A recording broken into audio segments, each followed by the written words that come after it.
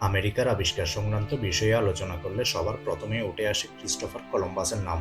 কারণ ধারণা করা হতো কলম্বাসই প্রথম ব্যক্তি যিনি কিনা আমেরিকার মূল ভূখণ্ডে সবার প্রথম পা রেখেছিল। এমন ভাবনার মূল কারণ হলো আমেরিকা অন্ধকারের গর্ভ থেকে ইতিহাসের পাতায় উঠে এসেছিল ক্রিস্টোফার কলম্বাসের হাত ধরে। কিন্তু বেশ কিছু ইতিহাসবিদদের গবেষণা এবং ওনাদের তাৎপর্যপূর্ণ ব্যাখ্যার সমন্বয়ে আমেরিকা আবিষ্কারের ইতিহাস সম্পর্কে পুরোপুরি তথ্য পাওয়া না গেলেও যথেষ্ট পরিমাণ নির্ভরযোগ্য তথ্য সামনে উঠে এসেছে। ওই তথ্যগুলোর মাধ্যমে ক্রিস্টোফার কলম্বাস যে প্রথম ব্যক্তি যিনি কিনা আমেরিকার মূল ভূখণ্ডে সবার প্রথম পা রেখেছিলেন, এই ধারণাটি যে সঠিক নয় তা প্রমাণিত হয়। কলম্বাস যদি আমেরিকার মূল ভূখণ্ডে পদার্পণ করা প্রথম ব্যক্তি না হয়ে থাকে, তাহলে আমেরিকার যাত্রা কোথা থেকে এবং কিভাবে হয়েছিল সেই বিষয়ে আলোচনা করব আমাদের আজকের এই পর্বের মাধ্যমে আমেরিকার মূলভূমিতে মানুষের অস্তিত্ব থেকে আরম্ভ করে আমেরিকায় ইউরোপিয়ানদের আগমন, রাজত্ব এবং ইউরোপিয়ানদের কবজা থেকে আমেরিকান বাসিন্দাদের দ্বারা আমেরিকাকে স্বাধীন করার ইতিহাস তুলে ধরব এবং সেই সাথে এটাও প্রত্যাশা রাখবো আমাদের এই আয়োজনে আপনারা সাথে থাকবেন।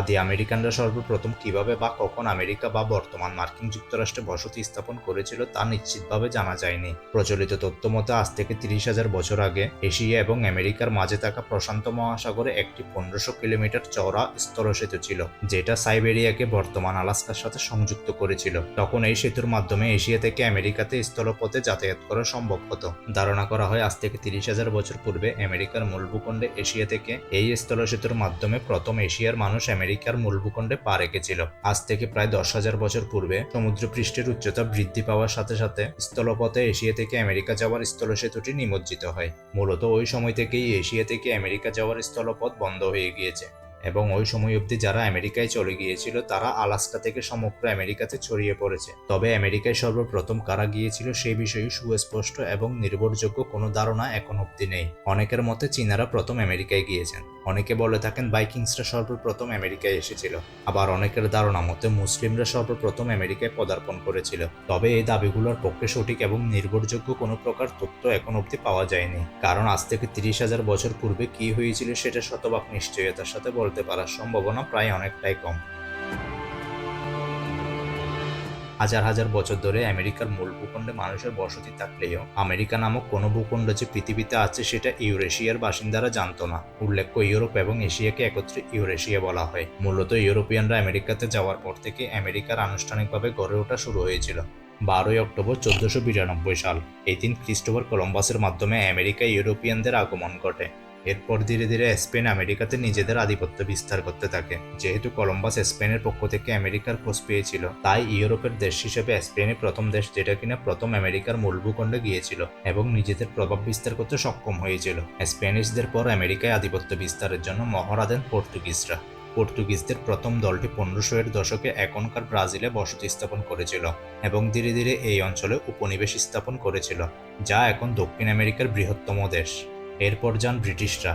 তবে ব্রিটিশরা স্প্যানিশ এবং পর্তুগিজদের মতো সহজেই আমেরিকার মূল ভূখণ্ডে পৌঁছাতে পারেননি। তৎকালীন দক্ষ নাবিক স্যার হামফ্রে গিলবার্ট 19 নভেম্বর 1578 সালে 7টি জাহাজ নিয়ে ইংল্যান্ড থেকে আমেরিকার উদ্দেশ্যে যাত্রা দেন। কিন্তু গিলবার্টের পরিকল্পনাজনিত কিছু ভুলের কারণে সেই যাত্রায় তিনি সফল হতে পারেননি, যার ফলে সেই যাত্রায় গিলবার্ট তার সঙ্গীদের নিয়ে পুনরায় ইংল্যান্ড ফিরে গিয়েছেন। এরপর 11 জুন 1583 সালে তিনি আবারও আমেরিকার উদ্দেশ্যে যাত্রা করেন, কিন্তু দুর্ভাগ্যবশত 29 আগস্ট 1583 সালে একটা বড় ঝড়ের কবলে পড়ে উনি এবং ওনার জাহাজ হারিয়ে যায়। 1606 সালে ইংল্যান্ডের রাজা জেমস চার্লস স্টুয়ার্ট প্রথম উত্তর আমেরিকায় স্থায়ী বসতি স্থাপনের উদ্দেশ্যে প্লাইমাউথ কোম্পানি এবং লন্ডন কোম্পানিকে সনদ প্রদান করেন। 1607 সালে লন্ডন কোম্পানি চেসাপিক উপসাগরের জেমস টাউনে একটি স্থায়ী উপনিবেশ তৈরি করেন, কিন্তু প্লাইমাউথ কোম্পানি তৈরি করা ফোরাম কোম্পানি স্বল্পস্থায়ী ছিল। আমেরিকার স্থায়ী উপনিবেশগুলোর মধ্যে প্রথমটি 1607 সালে ভার্জিনিয়ার জেমস টাউনে প্রতিষ্ঠিত হয়েছিল। সেই সময় এই অঞ্চলে প্রায় 30,000 অ্যালগনকুয়েন মানুষ বসবাস করত। ব্রিটিশরা স্থানীয় আদিবাসীদের বোঝাতে সক্ষম হয় যে তারা স্পেনীয়দের মতো স্থানীয়দের শোষণ করবে না, বরং ব্যবসা বাণিজ্য ছড়িয়ে দেওয়ার মাধ্যমে নতুন দৃশ্য সৃষ্টি করে আদিবাসীদের কল্যাণ সাধন করবে। পাশাপাশি এটিও বলা হয় যে স্থানীয়দের ধর্মীয় ব্যাপারে ব্রিটিশরা হস্তক্ষেপ করবে না।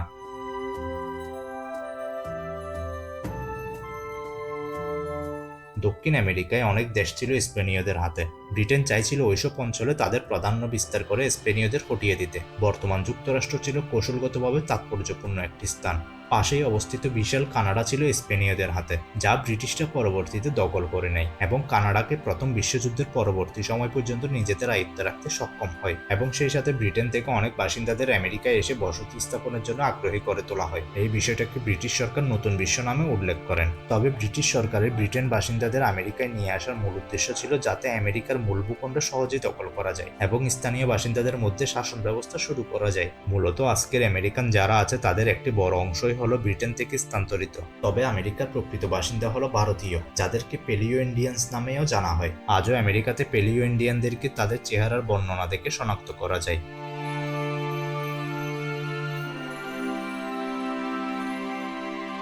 ব্রিটিশরা জেমসটাউনকে কেন্দ্র করে তার পার্শ্ববর্তী রাজ্যগুলোকে আস্তে আস্তে গ্রাস করতে থাকে এবং ভার্জিনিয়া সম্পূর্ণরূপে ব্রিটিশদের করতলস্থ হয়।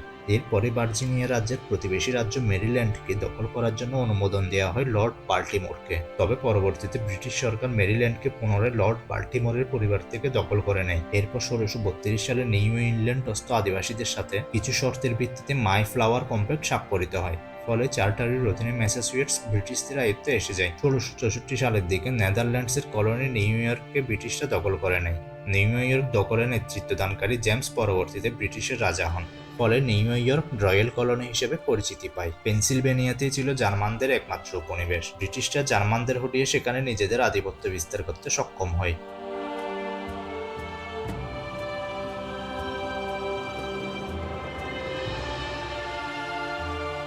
ব্রিটিশ রাজ 1629 সাল থেকে জর্জিয়া এবং ক্যারোলাইনা দখলের জন্য প্রস্তুতি নিতে থাকলেও 1663 সালের দিকে গিয়ে নিজেদের আয়ত্তে নিতে সক্ষম হয়। এভাবেই আস্তে আস্তে ব্রিটিশরা প্রায় সমগ্র আমেরিকা দখল করে ব্রিটিশ রাজ্যের শাসন স্থাপন করেন। আমেরিকায় প্রায় 1500 খ্রিস্টাব্দে শুরু হওয়া ইউরোপিয়ানদের উপনিবেশিক শাসনের ফলে আমেরিকান স্থায়ী বাসিন্দারা ক্রমেই অতিষ্ঠ হয়ে ওঠে এবং সময়ের সাথে সাথে তারা নিজেদের স্বাধীন করার প্রয়োজনীয়তা অনুভব করে। মূলত জাতি গঠনের মূল ঘটনাগুলোর মধ্যে রয়েছে আমেরিকান বিপ্লব, যা কোনো প্রকার প্রতিনিধিত্ব ছাড়াই শুধুমাত্র ব্রিটিশ ট্যাক্সের প্রতিক্রিয়া হিসেবে শুরু হয়েছিল এবং 1776 সালে স্বাধীনতা ঘোষণার মাধ্যমে এই দীর্ঘ সংগ্রাম শেষ হয়।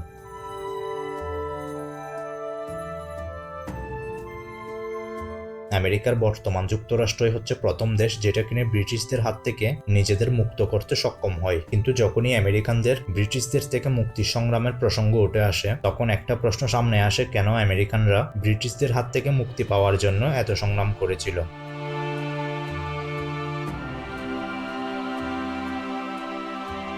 প্রথমত, স্বাধীনতা যুদ্ধের পূর্ব পর্যন্ত আমেরিকায় 13টি ব্রিটিশ শাসিত উপনিবেশ গড়ে উঠেছিল।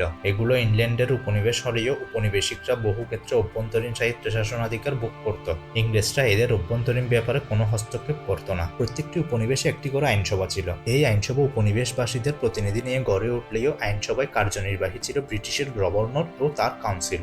এদের নিয়োগ করত ইংল্যান্ড। এরাই ছিল উপনিবেশগুলোতে ব্রিটিশ রাজপ্রতিনিধি। ফলে প্রায়ই গভর্নর এবং আইন পরিষদের মধ্যে কলহ লেগে থাকত।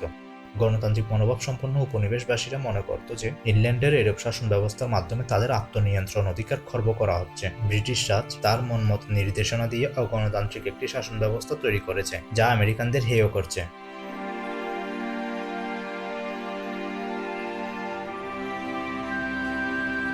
দ্বিতীয়ত, 1756 সাল থেকে 1763 খ্রিস্টাব্দে ইউরোপের সপ্তবর্ষীব্যাপী যুদ্ধ শুরু হয়। যুদ্ধ চলাকালীন সময়ে উত্তর আমেরিকা মহাদেশে ইংল্যান্ড এবং ফ্রান্স পরস্পরের বিরুদ্ধে প্রতিদ্বন্দ্বিতায় অবতীর্ণ হন। 1763 খ্রিস্টাব্দে প্যারিসের সন্ধি এবং ফ্রান্স উত্তর আমেরিকায় অবস্থিত নিজেদের বিস্তীর্ণ উপনিবেশ কানাডাকে ইংল্যান্ডের হাতে তুলে দিবে এমন একটি চুক্তির বিনিময়ে এই যুদ্ধের অবসান ঘটে।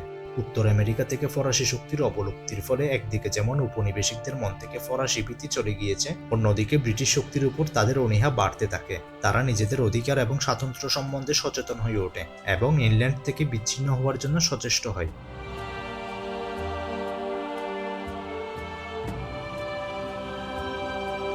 তৃতীয়ত, ইংল্যান্ডের উপনিবেশিক বাণিজ্য নীতি আমেরিকাবাসীর ইংরেজ বিদ্বেষের অন্যতম কারণ ছিল।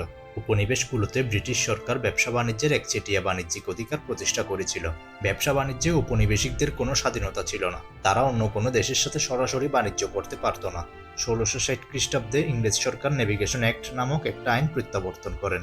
এই আইনের মাধ্যমে আমেরিকার ব্যবসা বাণিজ্য সমূহের ব্যাপক ক্ষতি সাধন করেছিল। এই আইন অনুসারে আমেরিকানরা যদি অন্য কোনো দেশের সাথে আমদানি বা রপ্তানি, সহজভাবে বলতে গেলে যদি বাণিজ্য করতে চায়, তাহলে সব ধরনের পণ্য সম্পদ নিয়ে ইংল্যান্ডের মধ্য দিয়ে যেতে হবে। কার্যত এই আইন উপনিবেশিকদের তাদের নিজস্ব বাণিজ্যিক অর্থনীতি গঠনে বাধা দেয় এবং এই আইনটির কারণে শিপিং এর সময় বৃদ্ধি পায়, যার ফলে পণ্যের নিট উৎপাদন খরচ বেড়ে যায়। ইংরেজ সরকারের এই অর্থনৈতিক শোষণ নীতি আমেরিকার আদিবাসীগণকে ব্যাপকভাবে বিক্ষুব্ধ করে তোলে।